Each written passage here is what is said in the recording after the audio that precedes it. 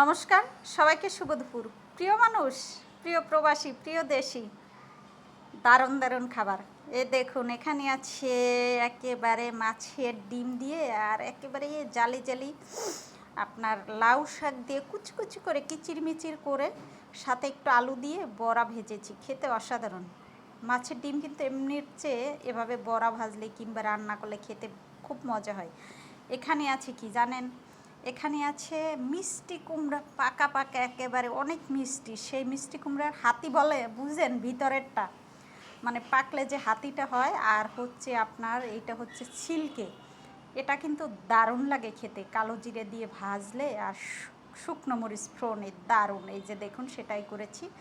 আর এখানে আছে গরম গরম ভাত দেশি চালের, আর হচ্ছে কাঁচামরিচ। এখানে আছে মিষ্টি কুমড়া ভাজি। মিষ্টি কুমড়াটা কতটা সুন্দর দেখুন, অসাধারণ সত্যি।